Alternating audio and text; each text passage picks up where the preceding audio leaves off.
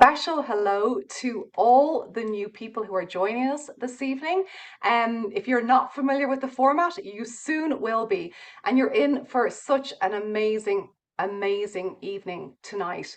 The topic of this series is learn the language of leadership, communicate with clarity, empathy, and authenticity. And I want you to really remember those three words because we're going to kind of weave them into the session as we go through it. Our really special guest, and I feel so honored and grateful to have her, is Gina London. Gina is an international expert in leadership communications, and she is the CEO of the Language of Leadership. Now, I have a story, as you know me, if you're been with me before, I always have stories, and I love to share them of how I met Gina. So I'm going to share that with you in a few moments. But before I do, I'll just give you a little teaser, taster, and I'm going to just say the word nail bar guru, and I'll come back to it. So that'll keep you interested. As always, please do comment in the chat. You know how much we love to make this interactive. So there's a question there, and I want you to start to answer it now as you're coming in. What do you think makes a good leader? So I'll read some of those in a few minutes, but just allow yourself to really focus on what is it in particular that you think makes a good leader. And to help you with that, you might actually reflect on someone that you've worked with in the past, somebody that was your leader, or something in yourself that you think you have these attributes and you really want to share them more. So just focus on those strengths that you think makes a good leader.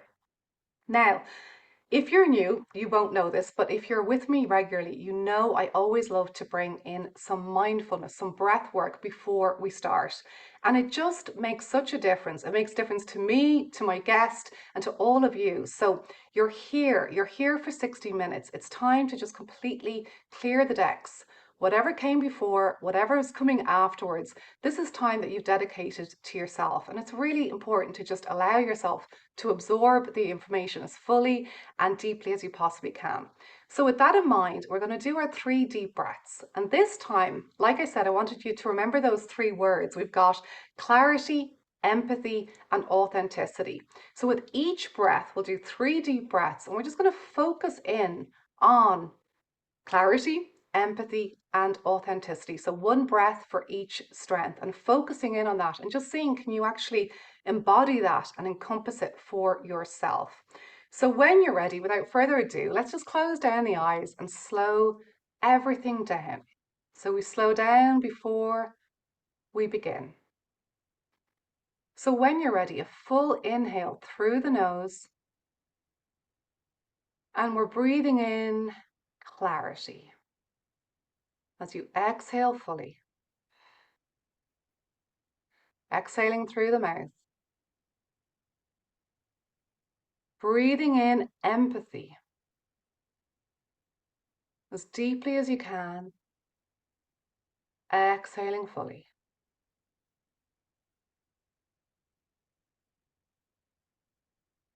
Our third breath, make it the deepest yet as we focus on authenticity, breathing in.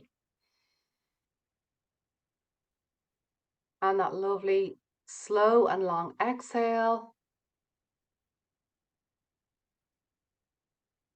Really nice. And when you're ready, we'll just open up our eyes again. So thank you for that. It always helps. I feel the difference. I hope that you do too. And just to say that we're so grateful to everyone who donates to this series. If you have done so, thank you very much. It actually allows us to keep them going. If you haven't, it's not too late, and we will share links to be able to do that if you're watching live or you're watching on the playback. As I said, please do keep the chat going. I'll read some now of what a good leader is. And I think what's really helpful is to keep in mind those 3 words that we're just breathed in and that we're focusing on as we chat through our written communication. Can we be clear? Can we be empathetic? And can we be authentic? Now, I know, and I'm sure that you all will be, because you're just lovely people. Anyone who always comes to these is just always full of such kindness and genuine authenticity. So thanks for being here. Just to say as well, the Q&A, I'm going to leave 10 minutes at the end for Gina to personally, address some of your questions.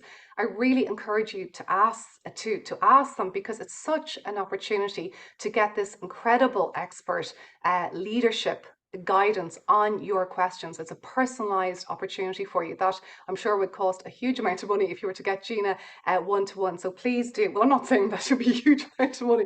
I just mean that it's such an opportunity, and why not avail of it?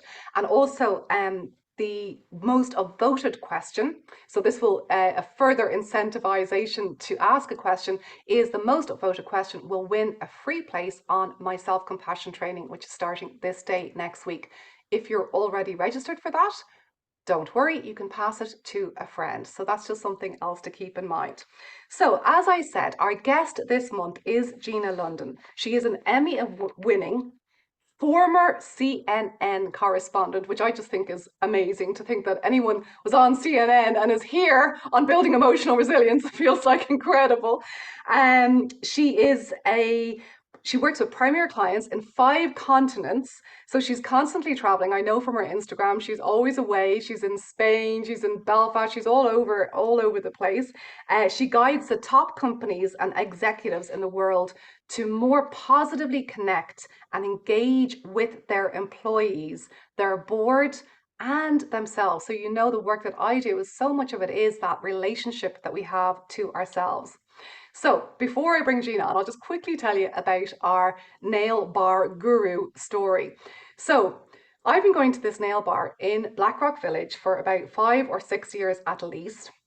And here is my latest. I got silver, which was quite I'm trying to be a bit, every time I go in, try to get a different color.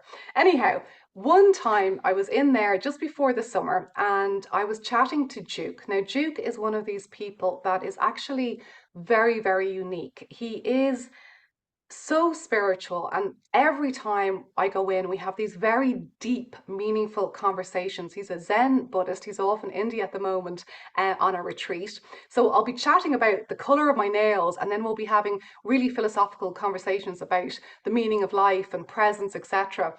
So one time I was in there just at the summer and I asked Duke, I said, Duke, tell me about how you first started the business. Like, how, it's such a success, it's always busy. Tell me about how it started in the beginning.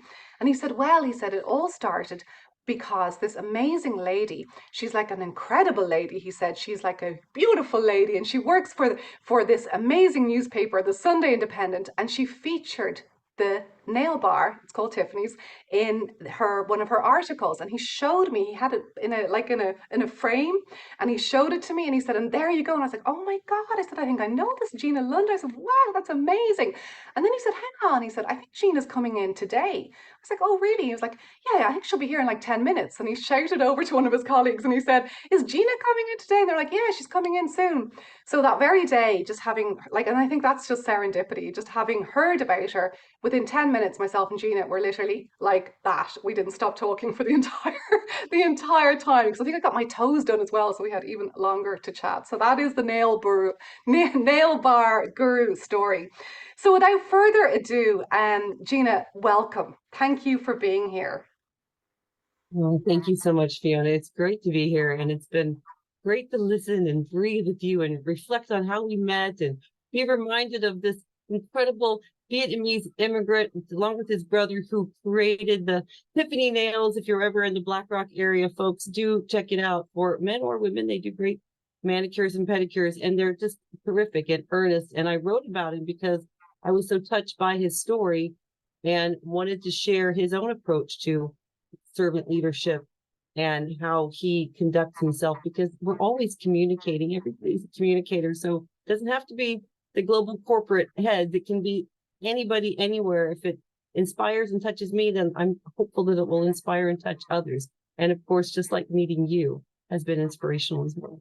Oh, thank you, Gina. I know. And I think it's lovely how you can make an impact in someone else's life like that. That article was so helpful to him and really started his whole business rolling. So it's just fantastic.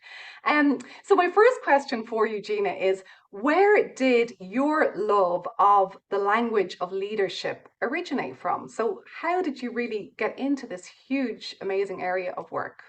Well, thank you. It started as when I was a little girl growing up in a small town in Indiana, that I became early on. I mean, some kids don't know what they want to be until they're in their 20s even. And I knew probably from about the time I was 11 that I wanted to be a journalist.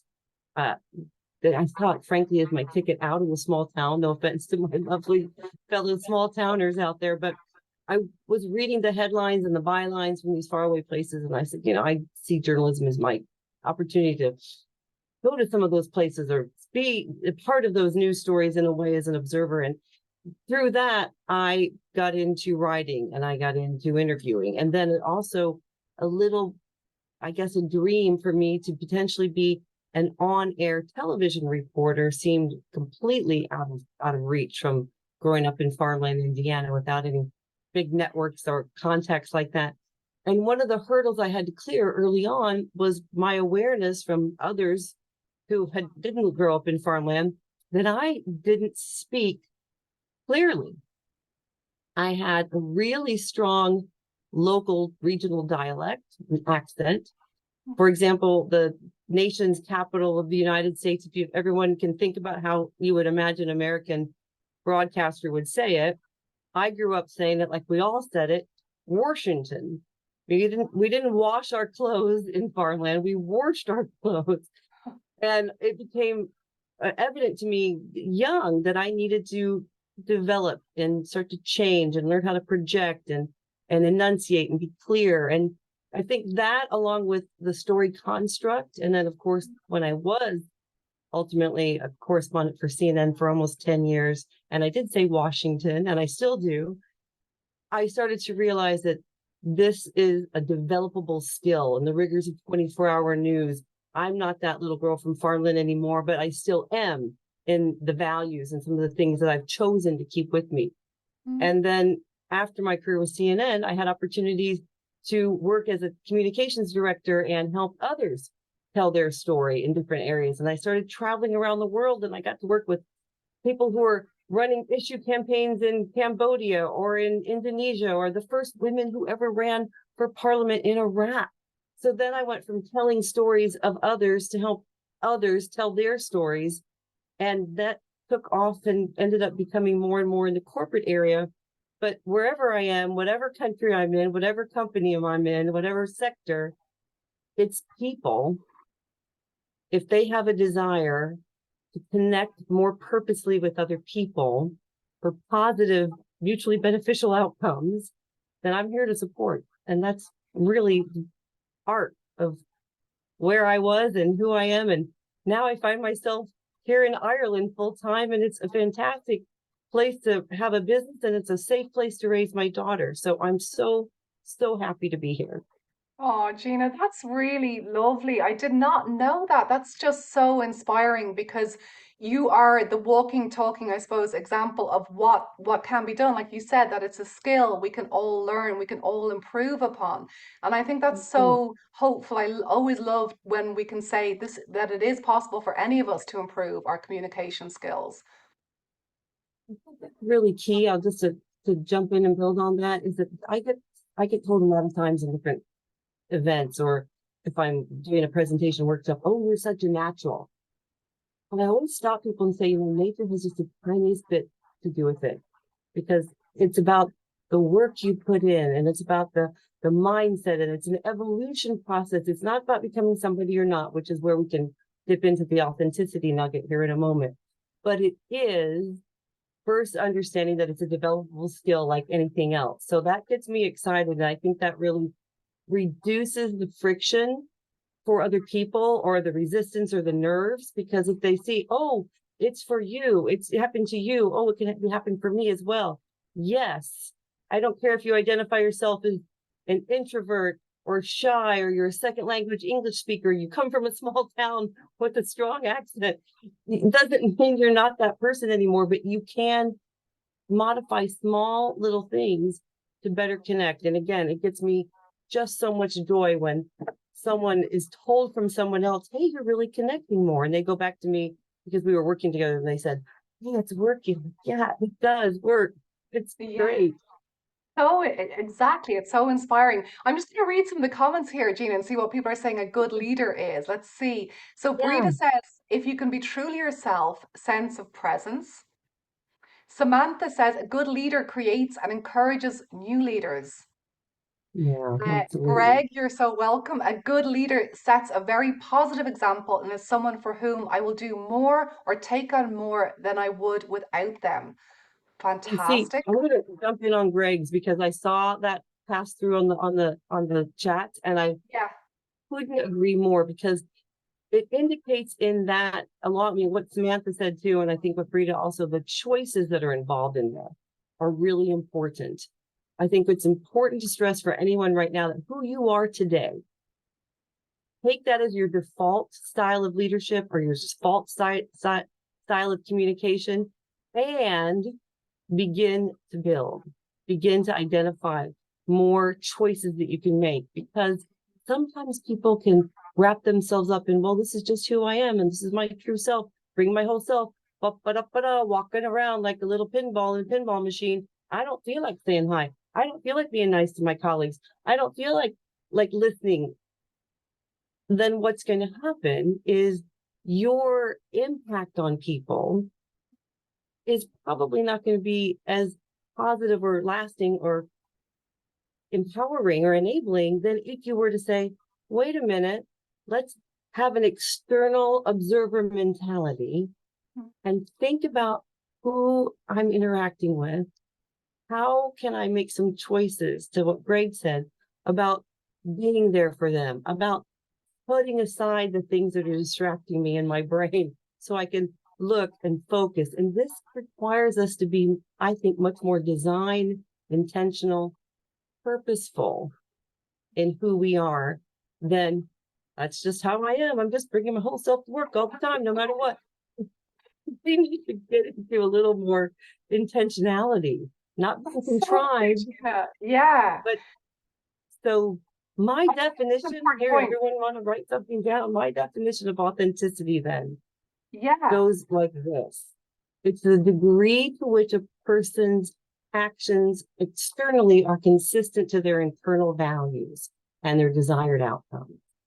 So the degree to which your actions connect with your values and your desired outcomes. So that requires us to be clear about that, and then make some choices. And sometimes if you don't feel like fill in the blank, but you know this and you know this, it might cause you to do something differently anyway. And I think that's important to keep It's in mind. really important, Gina. I'm so glad you said this because it is something that struck me because so much of my work is about presence, authenticity, etc.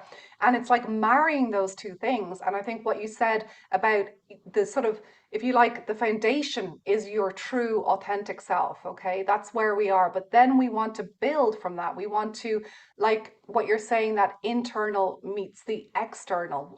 Is there a harmony there? And it That's it. reminds me, yeah, it reminds me of the Gandhi quote, like happiness is when what we think, what we feel, and what we say are all in harmony. So we're reflecting back out what's actually happening in here, but with Right. that sense of bringing out our best, because we all have that potential. And it's, in my work, I see so many incredible people who are brilliant communicators, but they doubt themselves. They think that they're not good. They lack that sense of self-belief and self-worth, even, where they feel that they're not up to the job, and they are so much more than they can ever have imagined. So it's getting that training behind, which then gives them the experience. The self-talk is what I talked about. It's not just communicating out, it's communicating within. And the clients that I coach, top level executives who have never done values work, by the way, many of them, Hmm. that opportunity for them to actually get in perspective and go, what do I stand for? What are not 25 words that they think would be the appropriate thing to say? What are 3 real values that I stand behind? And then what does it look like to live that? Because that's the next part. Yeah. And that clarity and that work takes some effort because it takes some real, again, decision making. And if you haven't thought about those things before and actually written them down and put them in action or behavior next to them, which makes it more solid and again, makes it more replicable. I Mm. try to be really practical in my work and get out of theory and information and get into practicality and transformation, because we can think about a lot of stuff and nod our head and then go do the exact same thing we were doing every other time. So these little modifications, once we understand why, and that we can still be self-accepting and self-developing at the same time. And that's that harmony I think that you were just speaking of. Yeah, exactly. That's really well put, and I think so helpful because it's not saying it's either or, it's saying it's both really, And essentially. it's situational. We have to be very wise, I think. I talk about judicious communications, not just communications. Who's our audience?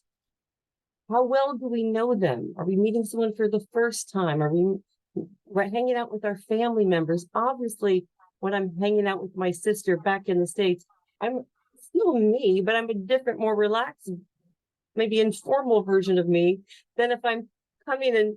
Like next week, I'm going to be facilitating the International Children's Peace Prize in London on stage with these incredible people who are so committed to changing their worlds.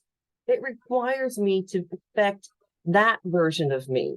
When I was a reporter at CNN and I'd be covering a political story or a tragedy or the Olympics, that's different energies and different versions of me. And we all have different versions of ourselves. And we need to know our guardrails so that we're not completely just boundless, but we also need to know that we don't bring informal Gina to the formal setting because again, we understand the role and or the goal, and then we try to assume that role. It's not about fake it till you make it because I detest that overused cliche. If you are understanding the choices to make and you have a genuine care or empathy for the other person, then you're making some informed choices and you know why, and you're backing up with the reasons why. That's genuine care. That's not fake it till you make it. That's a really important distinction as well, isn't it? Because people can feel that that's what it is, and it's so isn't at all. And when Um, people feel like they're faking it, then they don't believe it themselves. And so then they're not, well, I don't project my voice, or I don't enunciate, or I don't smile. I'm not a regular smiler. Quiet. I bet you do smile when you're talking about your kids or the rugby or whatever. Let's just explore that range of you so that you feel more comfortable and start to muscle memory and can replicate what it feels like when it's time, like some of the people were saying, to empower and encourage and inspire your colleagues or your employees or whomever. And so these are the things that, again, we've got these tools, but most of us haven't unpacked them and examined them with purpose and then repack them intentionally and then have that external observer mentality in a situation where they can go, I'm very much paying attention to how Fiona is looking right now. I need to probably slow it down. Oh, she's really enthusiastic, so I can pump that up too. And the more we can be in tune and others conscious, the less self-conscious we'll be as a result. And we'll probably be making more connecting choices as a result. So true, Gina. And that's where the listening comes in, isn't it? That's where you're able to build some kind of rapport and relationship with people because you're actually tuned in to what's going on with them. As you say, you're noticing their responses and their reactions. But the word energy really struck me there. It's like, you know, even for like I'm just going to have a bit of fun here, right? For example, let's say I have energy now and I've got, because this is important, this is an important webinar and we're here to help people. But if my energy, like, and even if it's just something like this, if I start to go like this, right, what happens? We're just losing everything, right?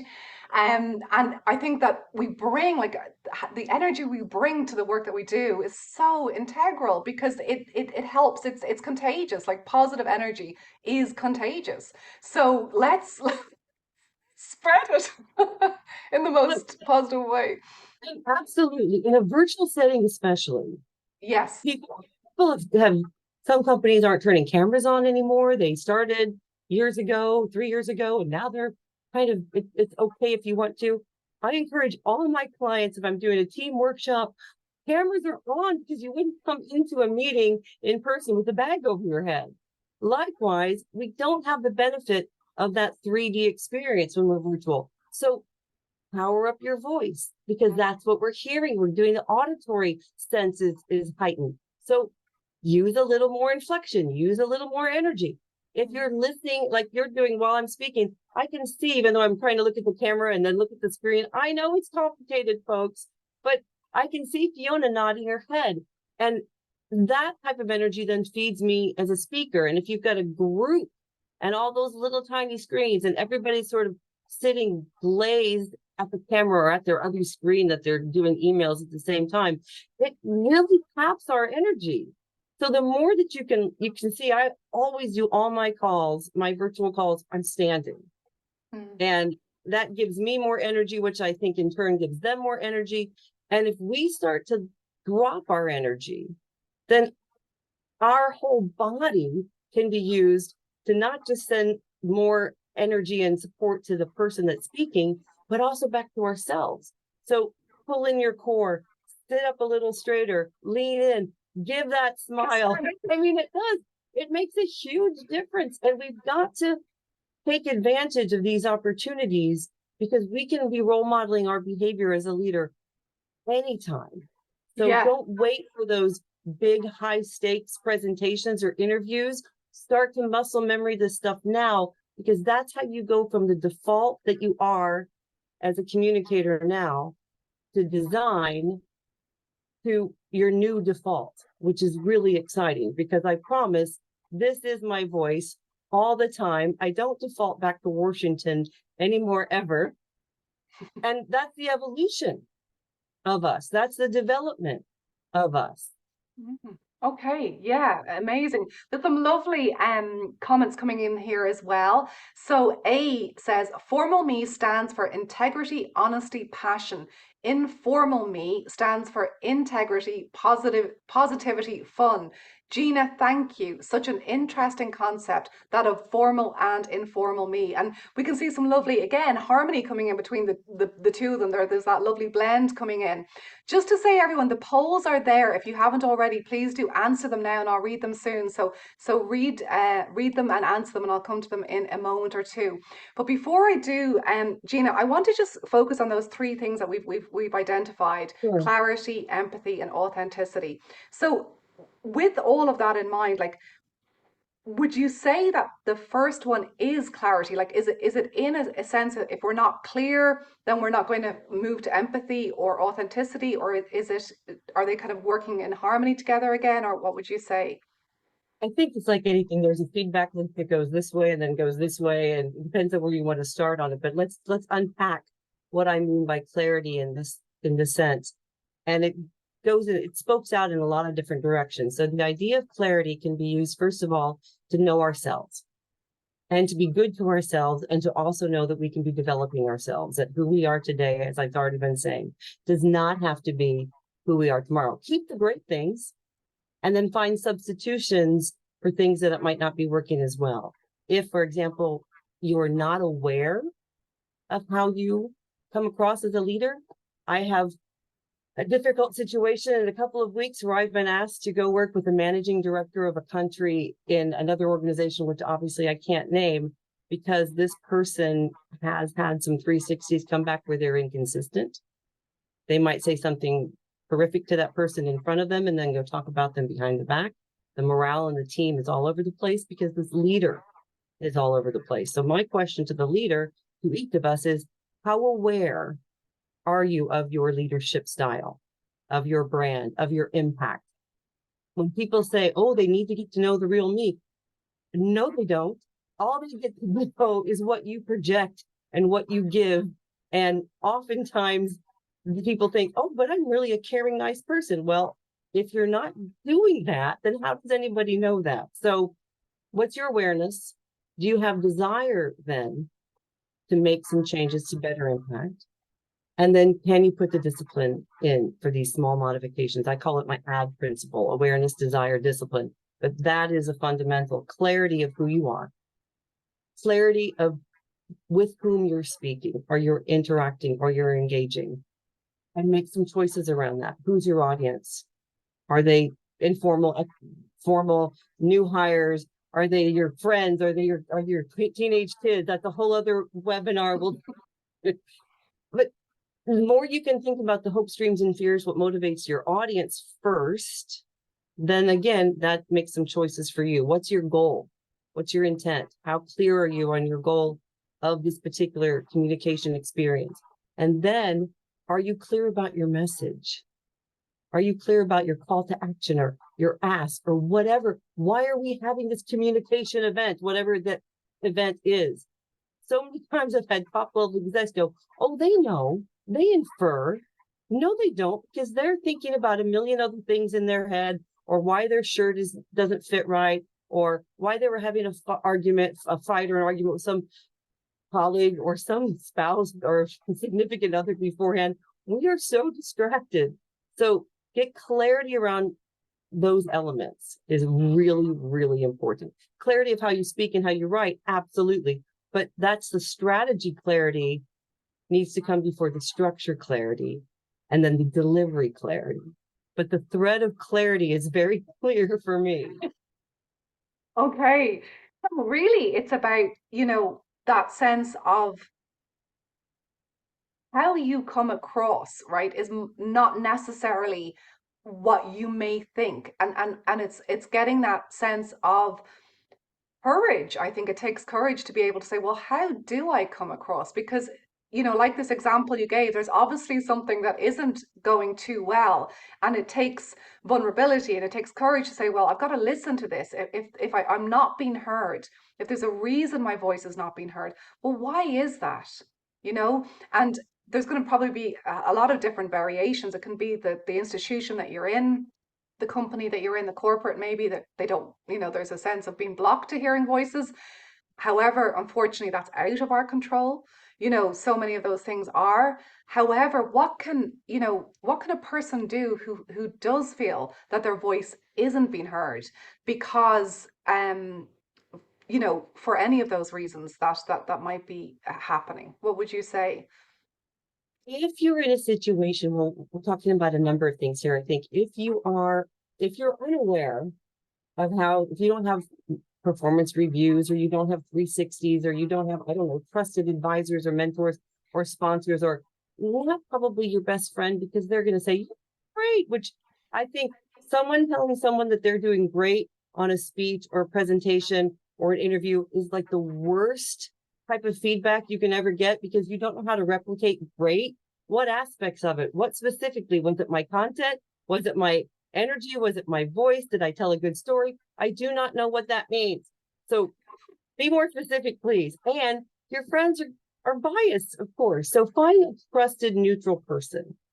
Mm. And then give yourself some time, by the way, to process, because we do take this stuff personally. Of course we do. If I get 10 people saying that I did a great job and one person says, well, I'm fixated on that person that said I, because we have egos and because but have it be specific, have it be said in a safe, encouraging environment, in a place of positivity where they want you to succeed. Obviously, don't take every snarky person, doesn't necessarily hold the same strength and weight in their feedback than someone else that you respect. So that's really important, to get a neutral observer. And if you feel then that your voice isn't being heard, and it is an environmental situation, not because you're a soft speaker or because you wait and hesitate and there's someone else who says your idea first.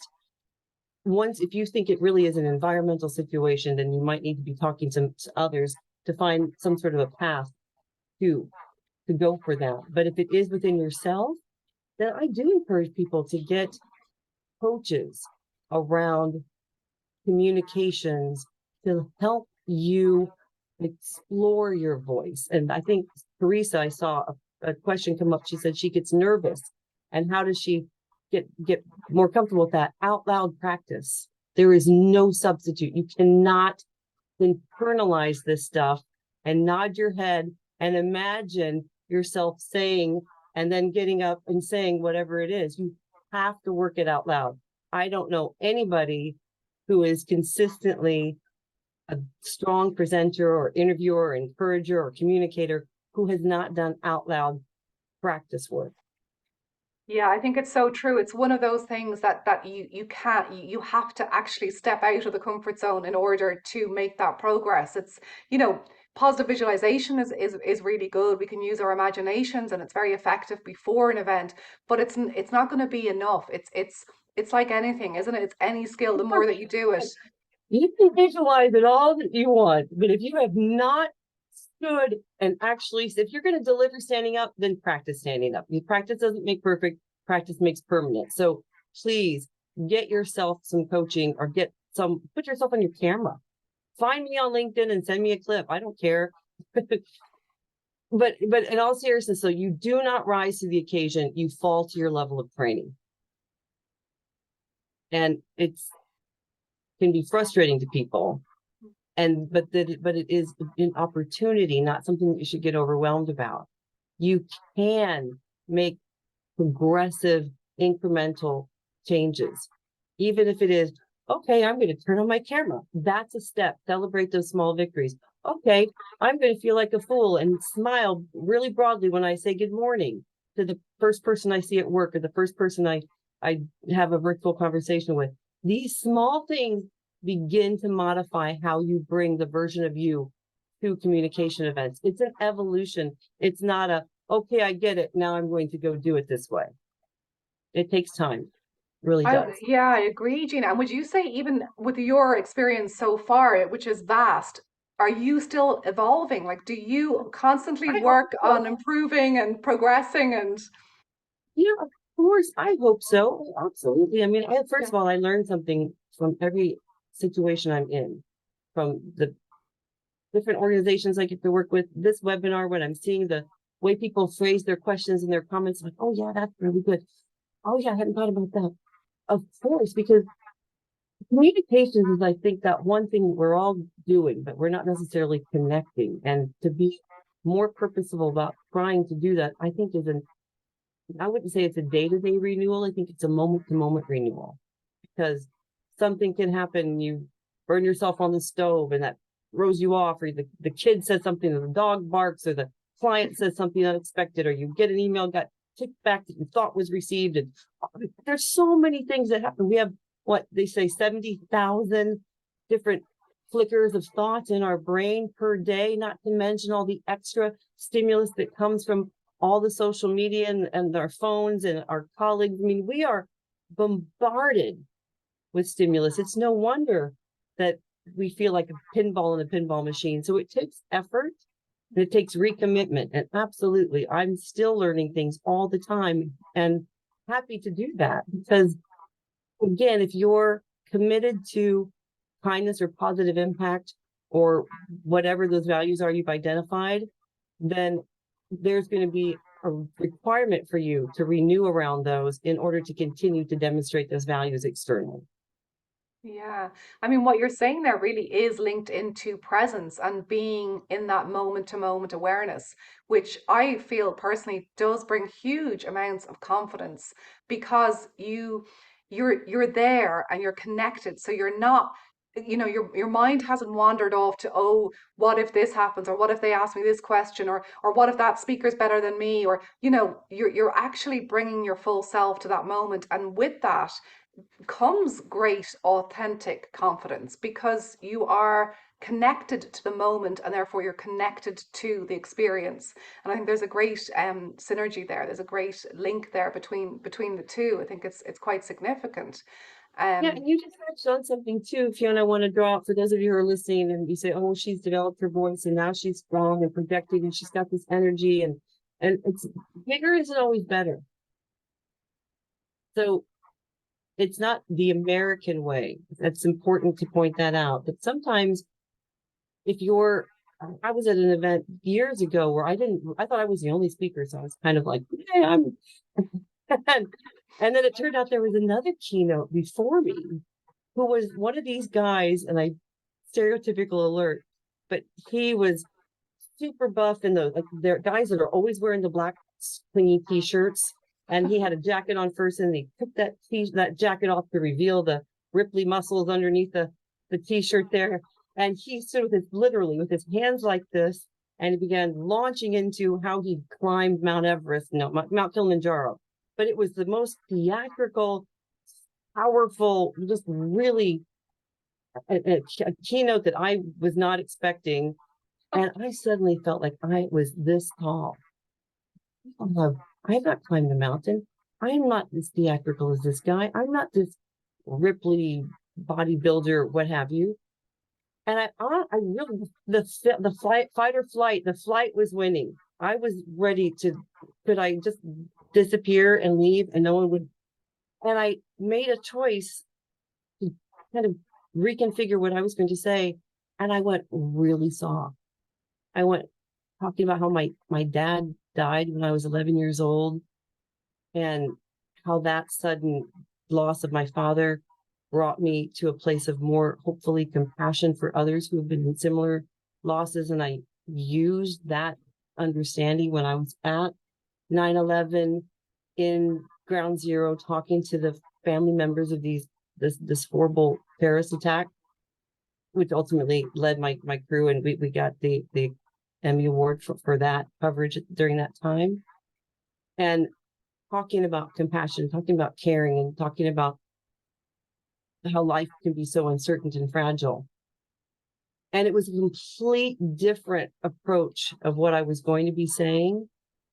And I think it resonated with many people in a different way. And he was powerful in its own way. And by the way, he turned out to be a really lovely guy. And his wife and I had a lovely dinner afterwards, and we're still in touch to this day. So you've got lots of versions of you. And trust that your stories can connect.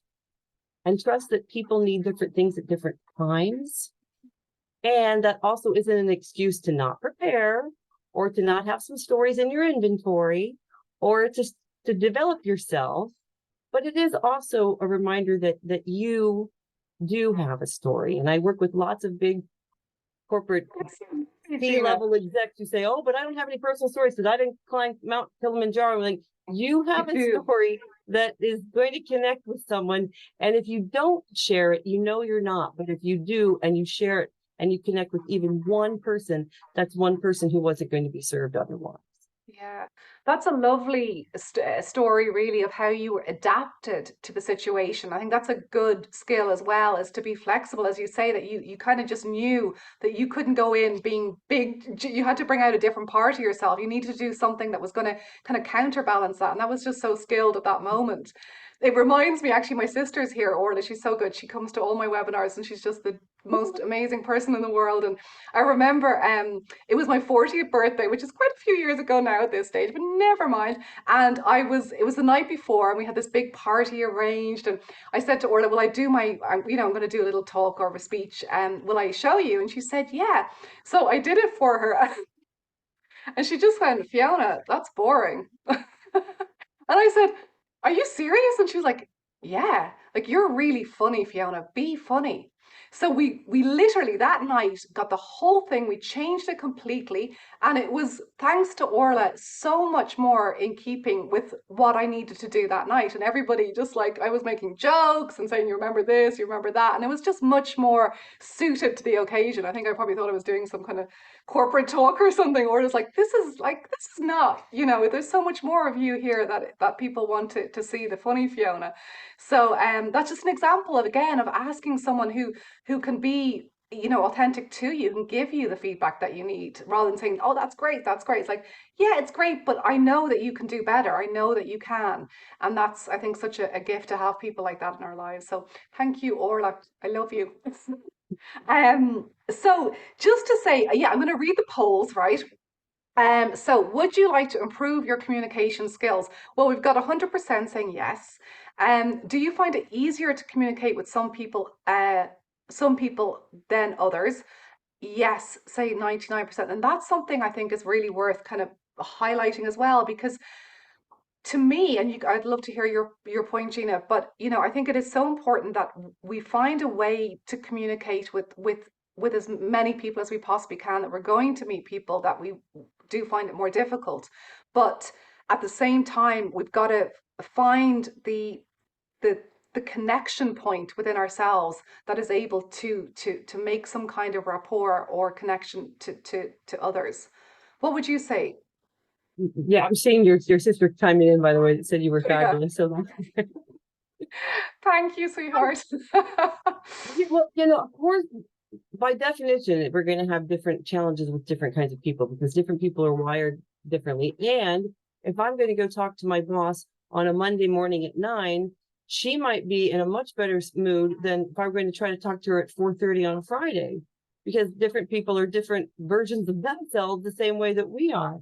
So again, know who your audience is as much as you can is imperative. And if you're meeting somebody for the first time and you haven't, don't Google everybody, but seriously, go on LinkedIn, go on Facebook, go on Insta, find out if you can find out that report nugget about them. Don't necessarily lead with it and sound like a crazy stalker, but do find the things that you can have in your quiver, have ready to go.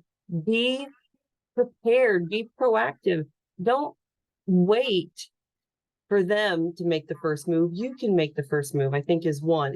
It's always more difficult to speak to people that you know than strangers, is typically what I hear. They say, I could speak to a room full of strangers, but give me 10 people in my immediate colleagues, and I'm completely crumbling because they all know me and they're going to feel like I'm putting it on or that sort of thing. So again, practice. Try to lean into stories that will help connect with your audience. If you've got a big piece of a service or a product that you're wanting to sell, or you're interviewing for something, connect it to a story that hopefully will be resonating with your audience. Localize it, make it personal. Don't talk about the rugby if you're with a group of American football players. You've got to find the anecdotes that will connect depending on who your audience is. I hope that helps. Yeah, and to me as well, what occurs to me is the non-judgment piece. So I think a lot of times we can find, you know, in my work, I'll find people might have difficulties with their boss or their colleagues, etc. And quite often, what's going on is that it's triggering something within them, and this is more of a therapeutic sort of perspective on it. And when you really work on that empathy piece, that non-judgmental piece, you're actually more able to make that connection because you're getting rid of any unconscious or conditioned biases that we have, and we all have them. We're just maybe not aware of them. So working on that way, I think, can be really helpful because you start to communicate from a different place. You communicate from your heart as opposed to your head, maybe, and whatever judgments or thoughts that you have. Yeah, and watch your triggers, because you're right. We come in with a preconceived notion maybe of how something's going to go. And then I do a lot of work with clients on how to handle unexpected Q&A, or how to get that product over the line or that service over the line when you're getting an objection rather, that you didn't foresee and prepare for. And the power of a question on top of whatever they've said before you launch into anything is a great tool or tactic to have at your disposal, because it gives you a time to gather your thoughts and not react. The whole idea of respond, don't react. Things can trigger us, and you're going to maybe presume their motivation, and you might be wrong. So give them a chance. Can you explain that? Help me unpack that for a second. Not with a tone that's, what do you mean by that? Because now you've just asked a question, but your tone overrode the open-endedness, hopefully, of that question. So practicing knowing some questions to ask. Again, the more I can help people be prepared for what are my phrases to help me get back on track when I've lost my thoughts? What are some ways that I can unpack unexpected questions? The pivot, the park, the unpack. There are all these tools that people can learn before they're in the hot seat. What does my face do when I'm pushed back by someone? Do I automatically go to a mask? Do I get severe? We need to know these things so that we can practice being something that won't make the relationship disintegrate. I had a client who had prepared a big presentation, and she was at a board meeting and began it, and less than 30 seconds, maybe a minute in, one of the board members said, I disagree with the entire premise of your presentation. And we're having a coaching session after this happened. I said, what did you do? She says, Gina, I had practiced keeping my face poised, and I had a question, and I had my question ready. I said, could you explain that more, please? And I kept my tone low and I kept my voice pace slow because we Perfect. had worked on that. And I swear to you people, while she was saying that, I thought, no, I'm glad you managed it because I think I would have crumbled. Well, yeah, but I think that that's coming back to that place of, This is the point. Like, you know, when you yeah. can, our your authentic self might want to cry or get angry or get defensive. If you have practiced a couple of things, she ended up getting on the heels of that, she ended up getting an incredible promotion about 6 months later because the way she handled it and the way she regrouped and the way that she went and made a different project proposal with a whole different tack based on her preparation of how to be a more connecting, purposeful communicator, despite how she might have felt. What she chose to do saved the day and saved herself. Well, that is, I mean, the series is called Building Emotional Resilience, and that is emotional intelligence, really. It's that Correct. non-reactivity. So I think that's hugely important. I agree. Yeah, so I'll just keep going here with the polls. So 33% that they feel their listening needs more attention, and 67% say their voice being heard needs more attention. Which of the skills below do you think is the most important to be a skilled communicator? 11% say clarity, 5% say empathy, 7% say authenticity, and then basically the majority, 77%, are saying a mix of all three. Do you hold on to past experiences when you felt you communicated or presented poorly? And this is something, again, I've seen in my clinical experience. 86% of people are saying yes. So, Yes. for example, maybe it was a presentation, maybe it was a meeting that went, it could have been that scenario that went the other way, that they took it really badly and kind of weren't able to continue to speak or felt so overwhelmed. So this is something that can stick in the brain, like you were talking about earlier. It's like the negativity bias, it can stick there like Velcro and can then sort of Yes. hinder people going forward. Have you come across that a lot, Gina, in your work?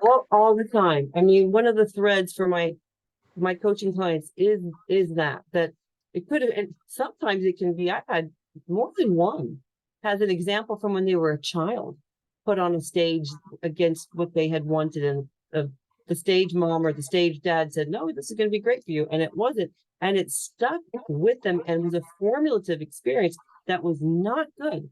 Now, more often it's the emerging talent being asked to put together a presentation before they're given enough tools or preparation tools or training in order to be successful.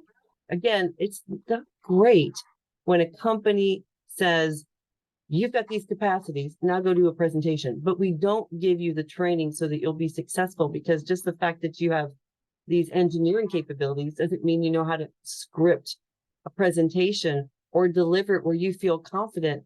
And then you don't feel like you're connecting because you probably aren't. And that knocks your confidence even more. So you don't put your hand up the next time and you don't get the training. And that continues to perpetuate the whole situation for you that you're not a successful communicator or a successful presenter. And really, it's because you weren't supported properly by your organization and you weren't given incremental wins. You should put your hand up more, and if they're giving you the support so you can get these little tastes of success, as opposed to people that are presenting once every year. I mean, of course, it's like a foreign language. If you haven't spoken French in a year and then they say, okay, now go give this recitation in French, it's going to be a real challenge.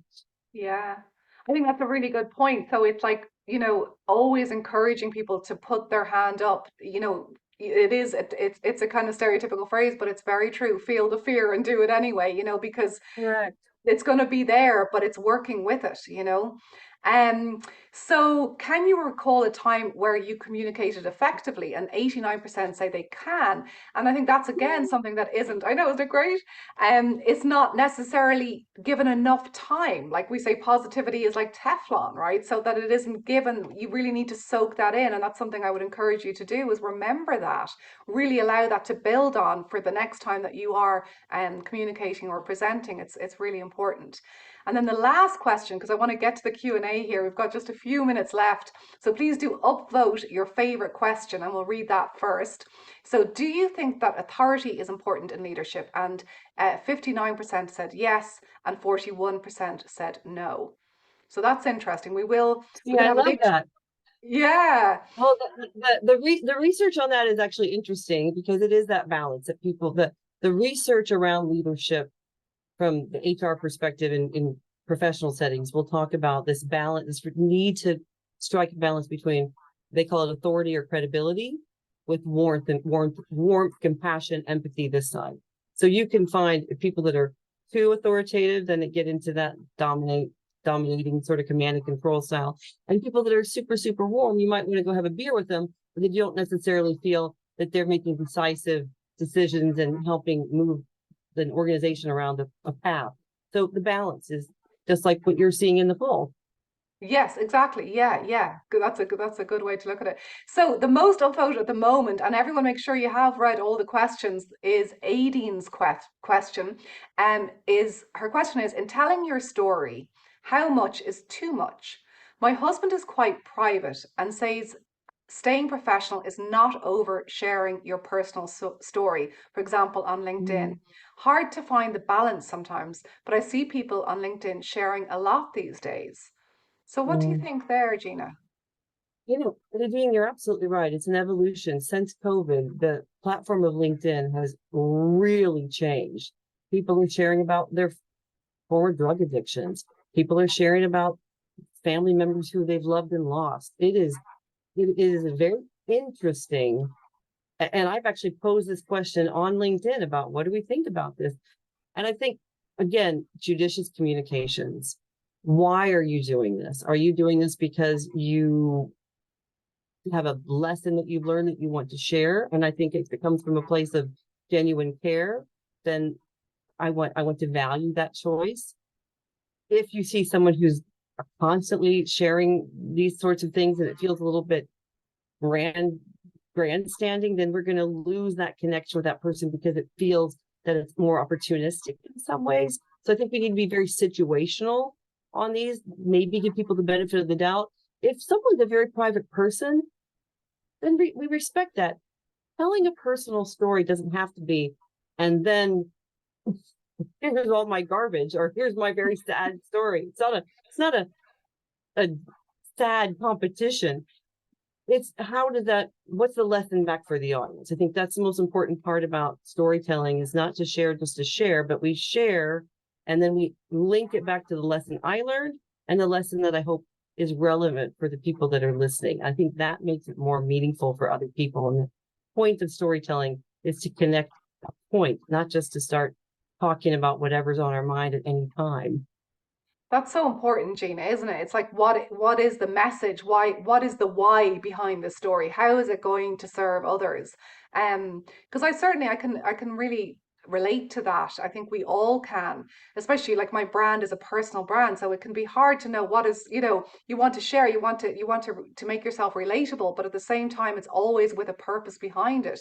That somehow this is going to help others to understand that they're not alone in whatever the context might be. So I think that's really helpful and good to consider before you share something, like why am I sharing this? What am I doing it for? Is it just, because I think I should or I have to, or is there something more intentional? And that goes back to all our communication, doesn't it, Gina, like you were saying earlier?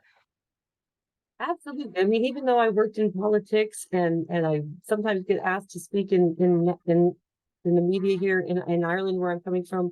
For those of you who are coming from Ireland, that's where I am. But if you're not, that's where I am. It doesn't mean that I'm always posting about politics things. In fact, I often stay out of that ongoing chatter about different things just because I don't need to pile on for who I am in that respect.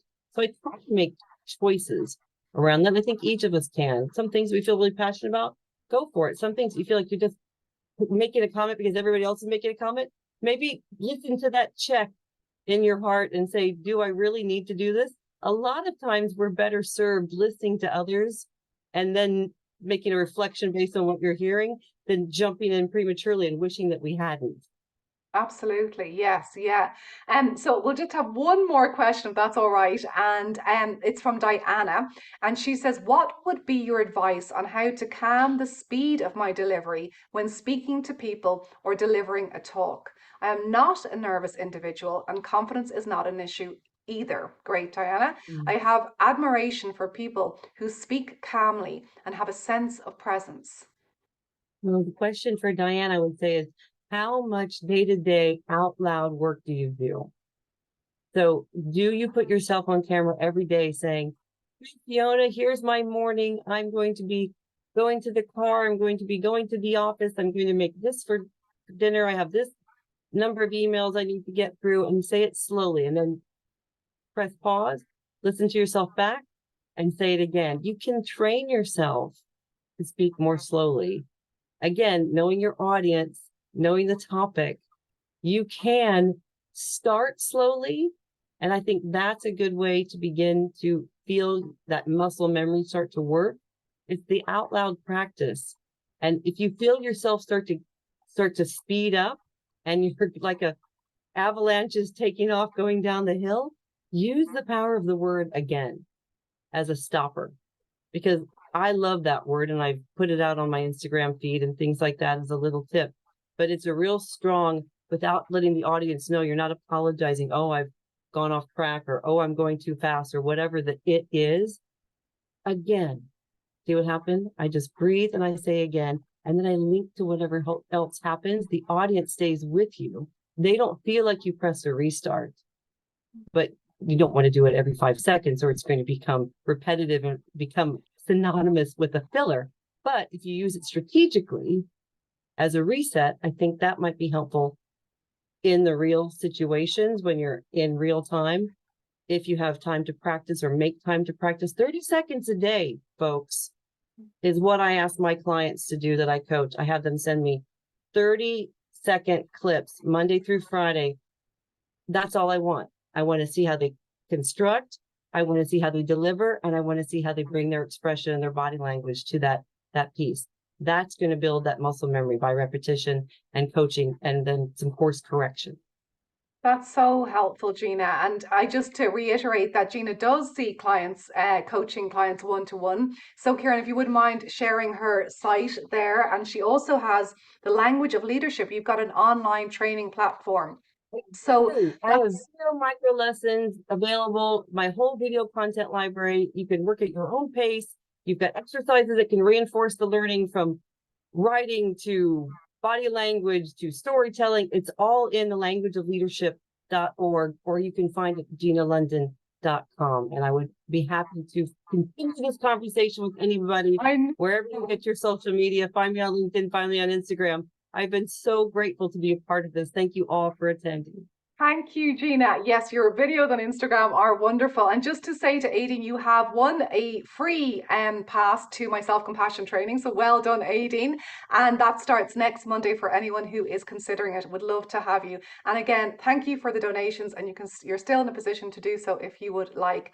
And I'm going to exit very calmly and presently and speaking slowly and serenely. And I've learned so much, Gina. I'm so grateful to you and grateful to my wonderful audience, new and old. Thank you, thank you, thank you. Lots of love and enjoy the rest of the evening. Have a good rest and time for yourself. Thanks, Gina. I'll see you Thank soon. you. Lots of love, Thank you everybody. so Thanks much. for being Thank you, here. Thanks, everyone. Andrea. Thanks, Aideen, Noel. Lovely. Lots of love to everyone. Bye.